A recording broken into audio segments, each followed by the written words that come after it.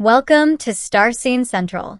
Exciting updates about NCIS coming up, don't miss out. Like and subscribe for more celebrity news. The latest NCIS, Tony and Ziva spinoff, has kept audiences on the edge of their seats, but one storytelling choice has sparked intense debate among fans: the death of Henry, the acting Interpol General Secretary and close friend of Tony DiNozzo. Introduced as a key ally midway through the first season, Henry's sudden and brutal execution by Jonah sent shockwaves through viewers. Yet, despite the shocking nature of the scene, many fans agree that the emotional weight of his death didn't land as hard as it could have. Why? Because the show killed off Henry before truly showing how deeply he mattered to Tony and Ziva. When Henry was first introduced, audiences saw him as just another professional contact in Tony's security network, someone who added intrigue and tension to the ongoing plot but didn't immediately register as emotionally significant. His banter with Tony hinted at friendship, but NCIS fans know Tony's charm extends to nearly everyone he interacts with. So, when Jonah mercilessly executed Henry in episode 5, it was the brutality of the act that shocked us, not the loss of Henry himself.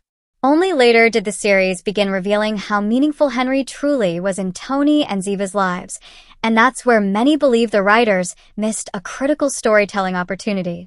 As the show progressed, particularly after Henry's death, viewers began to see just how deeply intertwined he was with Tony's family. Flashbacks showed Henry not merely as a work associate, but as someone who had become part of their inner circle, a kind of honorary uncle to Tony and Ziva's daughter, Tali. In fact, episode 8 delivered one of the series' most touching reveals. Henry was supposed to be Tony's best man at his wedding. Through emotional flashbacks, we saw how Henry encouraged Tony to open up about his fears and vulnerabilities, moments that even Ziva herself couldn't reach.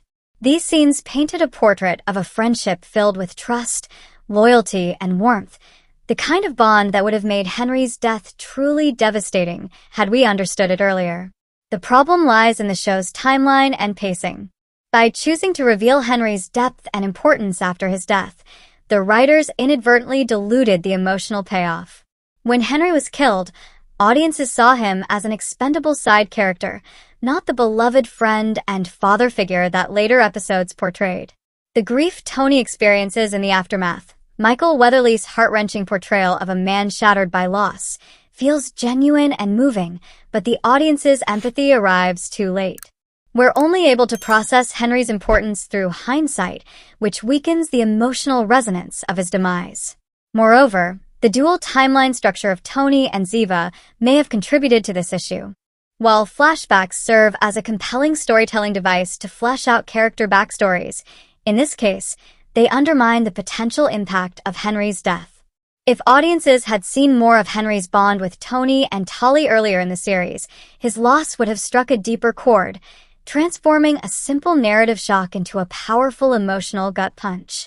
Instead, it comes across as a missed opportunity, a death that raises the stakes for the plot but doesn't fully engage the audience's hearts. Ultimately, Henry's character represents what could have been one of NCIS, Tony and Ziva's most powerful emotional arcs. His later revealed role as Tony's confidant and best man shows how vital he was to the family dynamic. But because viewers only learn this after his murder, the writer's attempt at emotional depth feels retroactive rather than organic. The tragedy doesn't hit as hard as it should because the groundwork for that attachment was never firmly built before his untimely exit. In hindsight, Henry's death could have been one of the show's defining moments, a turning point that truly tested Tony's resilience and deepened the audience's emotional connection. Instead, it feels like a casualty of storytelling structure. By killing Henry before the audience understood his full importance, NCIS, Tony and Ziva robbed itself of what could have been one of its most powerful emotional payoffs. The result is a death that matters to the characters, but never quite reaches the hearts of the viewers who are meant to mourn alongside them. Thanks for watching.